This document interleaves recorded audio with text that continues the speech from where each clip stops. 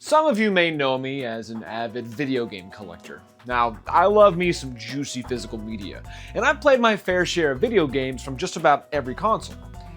Except one. Growing up, I was primarily a Sega and a PlayStation kid. I always saw Xbox from afar, at a friend's house, on the shelves, on the commercials. Hell, I even own 2 special edition Xbox 360s, and I've still never played an Xbox game. Now, when I say Xbox game, I mean an actual Xbox game. Nowadays, StarCraft and Oblivion are considered Xbox games after those buyouts, but no, I mean a genuine by Microsoft game for exclusively the Xbox. Which is kind of hard nowadays since, most of them aren't even exclusive to the console, but you get what I mean. We're gonna do a little recap first for those of you who aren't aware about how important Xbox actually is. The first console was released in 2001. This was genuinely a pivotal moment in gaming history. You have to understand, the jump in tech was actually revolutionary. Most people were used to games looking like this, and developers having to do every trick in the book to make their game look like it had certain effects. And now this, Xbox thing comes out and it gives developers like 10 times more wiggle room for actual effects, like lighting and shadows and bump maps. Then again, if you owned a Dreamcast, some things would look a little similar graphically, but like 2 people had a Dreamcast, so that's tough. For a brand new major console entering the scene, I do think they launched with like a pretty fire batch of games, Halo obviously being the biggest one, the game that helped redefine the genre and properly showcasing what's possible on the console. Aside from that, you gotta have your Project Gotham Racing to highlight all the pretty reflections and the lens flares. Then they somehow got the exclusive version of Tony Hawk Pro Skater 2 called Pro Skater 2X. That's wild, considering how popular Tony Hawk games are becoming. And the biggest one to showcase the raw power of the Xbox and prove what the future of gaming is capable of. Shrek. That's not a bit. They actually did that. This began the Xbox saga. Now, I'll admit, not having an Xbox growing up didn't really bother me as much. All the games that I wanted to play were still on PS2, but I had no idea that most of those games had superior versions on Xbox. The majority of them had graphics miles better than the PS2 counterparts, or just had little extra bits of polish. With my diagnosed ADHD brain as a kid, I would have adored the ability to just mess around and see everything that the Xbox could do. You're telling me I could rip my CDs onto the hard drive and then play them? Or have these little memory cards, in the controller? That's awesome. Albeit a little useless, since the hard drive had way more space for saved data. But I get to bring my Soul Calibur save to my friend's house and we can play with all the unlocked characters? Bro, that's awesome! I mean, the PS2 had that too. It was just on the console, rather than on the control. It's cute, okay? It also helped that the Xbox had a much better functioning online multiplayer service when they introduced Xbox Live.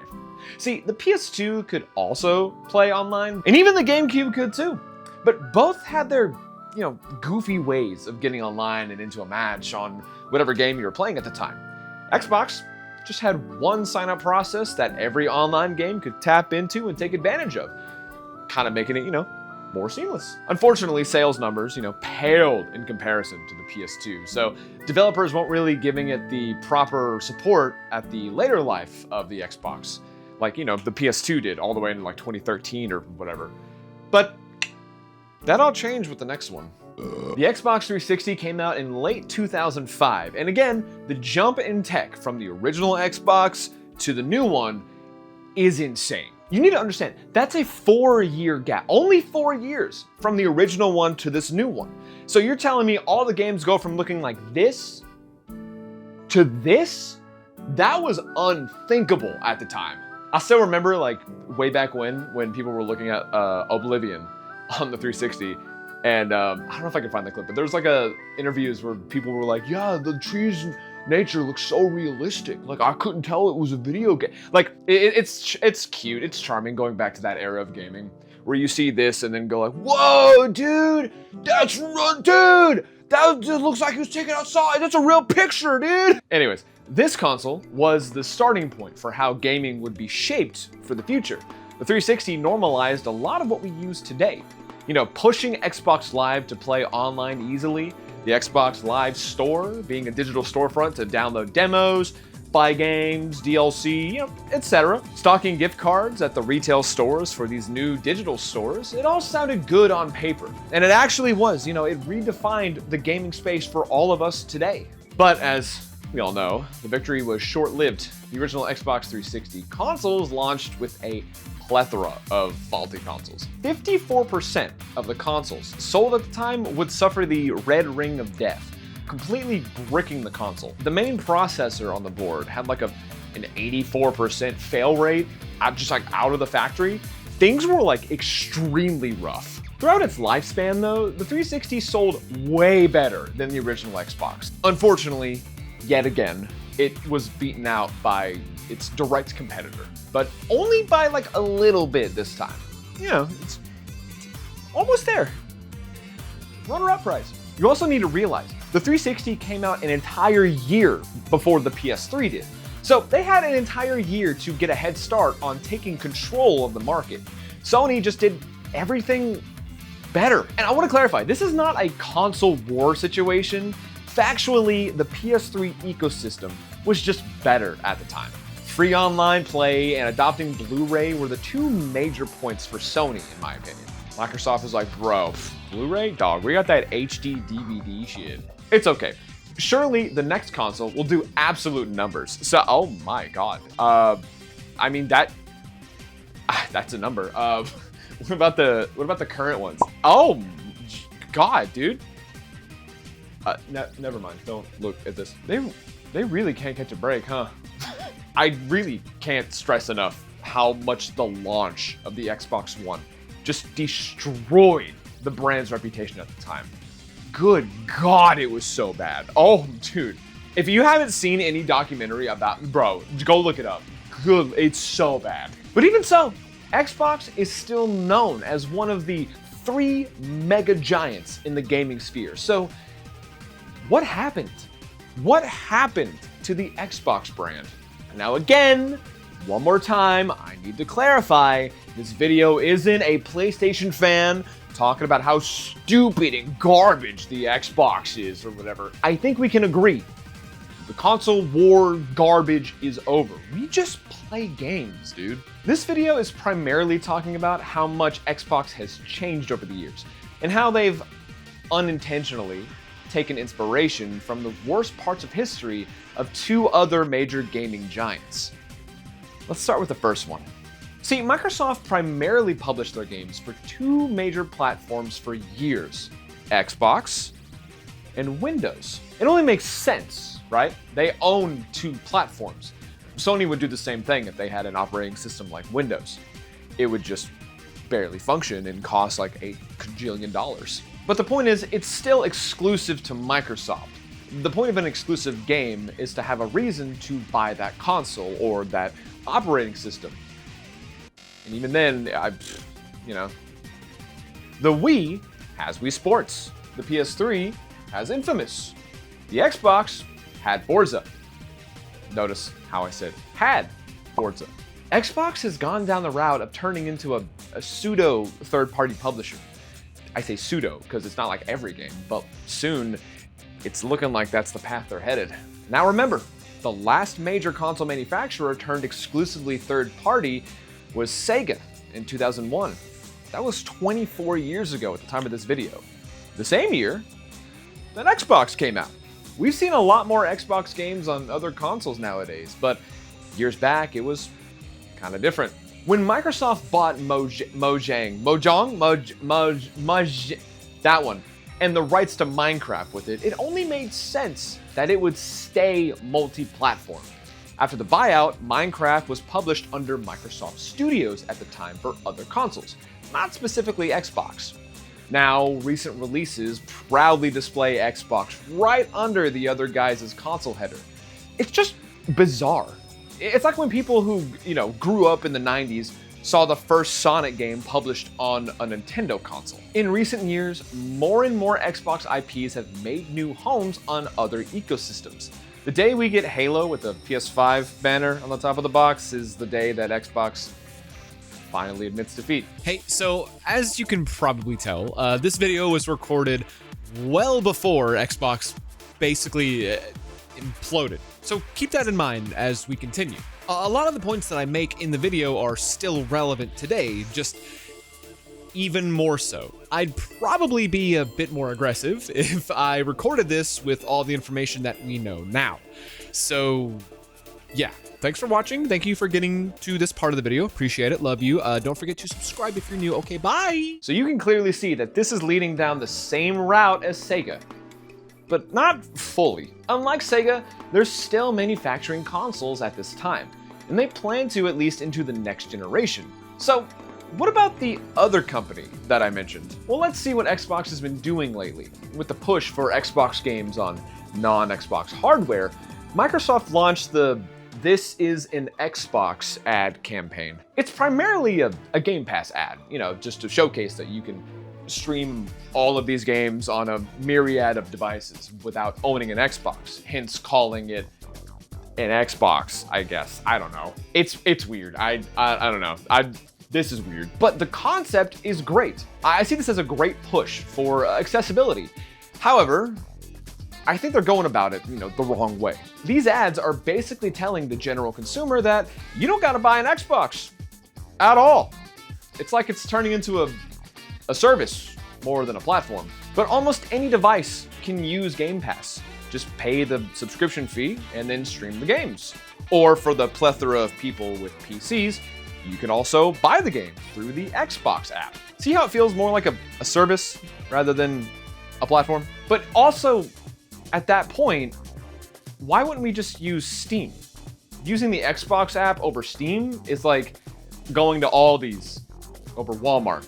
Yeah, Aldi's has discounts and it can be a better option, but like, Walmart's right there. And they got everything I want, so like, just go there, dude, it's closer. Since you don't need the console anymore then, Microsoft has just been slapping the Xbox branding on literally anything they can. More recently, we got an announcement of the first Xbox handheld, which is the ROG Ally with an Xbox button. Yeah, we innovated. And also, doesn't run Xbox games. It's Windows. Feeling innovated yet? You know who else started publishing as a third party and also started slapping their name on anything that would let them? Atari.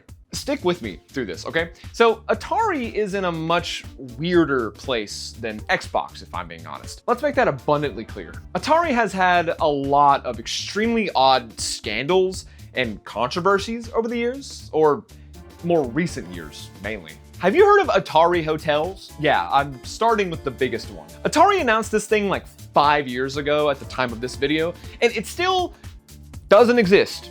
If you go to the website, they got this like weird dystopian cyberpunk theme going on with like a storyline and everything.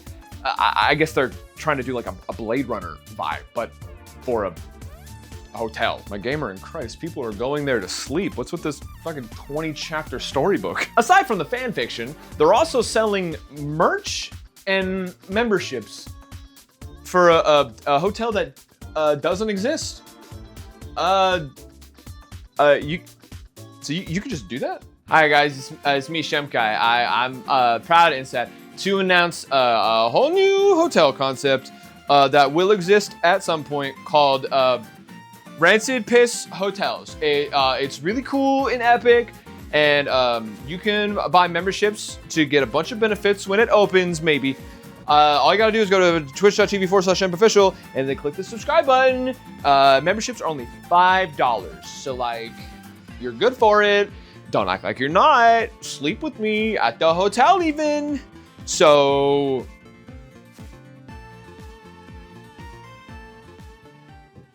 It's rare that I get to talk about this, so I wanted to try and squeeze it in this video, but it's a good example, of them slapping their name on something, so it's related to the video. But let's come back to reality. I'm pretty sure we're not going to be seeing any Xbox hotels, anytime soon. Atari is well known for giving their brand to, any company that will use it. But to keep it gaming related for now, Atari partnered with At Games and My Arcade to release a whole lot of these built-in gaming consoles, which I don't inherently have a problem with because, it's more of a novelty thing. They're just pre-existing, emulator consoles with Atari's name put on it. Oh yeah, dude. Except for At Games, fuck those guys. If longtime viewers of the channel know, so thanks for sticking around. Appreciate it. But these things get released into the wild while Atari publishes software. Yes, they're still making games. Sometimes, just like Xbox. Sometimes. For clarification, Microsoft isn't as bad as Atari is with, letting third-party companies make consoles with their names on it. You keep coming back to the ROG Ally because, it's the most recent one, but it's not innovative by any means. Like how Sony's first handheld was. It's just not an Xbox machine. That's like if Valve released a Steam Deck with a PlayStation button, and then they just called it the new portable PlayStation. If you want a weirder example, have you heard of Atari sauces? No? Neither did I until this video. Just Atari, giving their name to a random hot sauce company in the UK, because of course they would. So finally I could put some fucking Pong in my mouth. Microsoft wouldn't do something like that with Xbox, right? Correct. They're more sensible with their branding. Like this Xbox projector for $1,600. Or this other Xbox projector for $2,500. Or this other thing that I found, which is really weird. It's an Xbox projector for $3,500. Huh. Interesting. I better see the face of God in that light when I put it in my house. If you're interested in any of these, Atari shenanigans, please consider checking out Planet Q's video covering it. There's a lot more that I didn't go over in this video, like the Atari hat and Atari allegedly scamming their fans. It's wild stuff. So please consider checking out their video after this one. Links are in the description, by the way. So all in all, I don't know, man. It really feels like more and more Microsoft is going to dip from the console race. And that's a shame, honestly. Things get better because there's competition. They've been extremely vocal about how much money they've been losing with their Xbox hardware, and more recently, Game Pass. Developers have also mentioned plenty of times that if they have to do a game service like that, they would prefer PlayStation's version. Sales have noticeably taken a dive ever since the Xbox One, especially in Japan. I don't know what it is, but the Xbox brand is just painfully unpopular in Japan.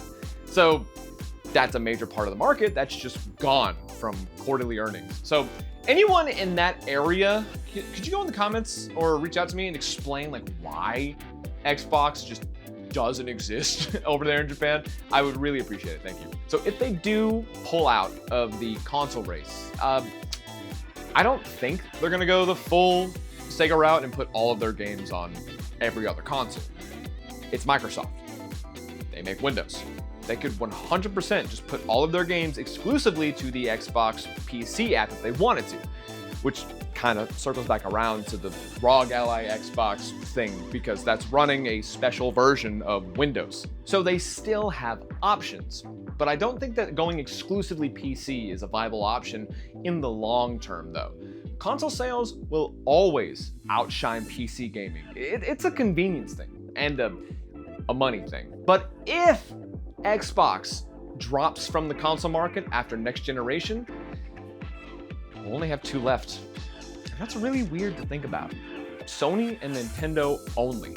I don't really count PC handhelds because that's not a general consumer product. I still consider it somewhat of a niche. But they're super popular, don't get me wrong, but it's never going to be the the first buy for parents, for example, shopping for Christmas. They're always going to get games for the consoles at the stores for their kids, or gift cards for the PlayStation Store or the eShop, because that's what they're familiar with. We have plenty of other companies making their own consoles, but they're manufactured to play games from the same two companies primarily. Xbox is always just kind of there. And honestly, I feel bad. They've helped push the competition further and innovated so much for the industry. It just seems like they couldn't recover from the Xbox One launch. People really underestimate how much damage that did to the brand. So if you're interested in a video covering the Xbox One, let me know in the comments below. So with Microsoft not really throwing in the towel, but kind of taking their players off the field, what are your thoughts? What do you see for the future of Xbox? I'm actually really interested, hearing from longtime Xbox fans, so please consider joining the Discord server for further discussion, or pop a comment down below if you're, you want to, you don't have to, but while you're down there, you can also, click the subscribe button right there, and the like button too. That'd be like kind of fire. That'd be super hot too if you did that. Also, if you went to Champ.store, that'd be so sexy. But with all that said, thank you so much for watching, and I'll see you on the next video.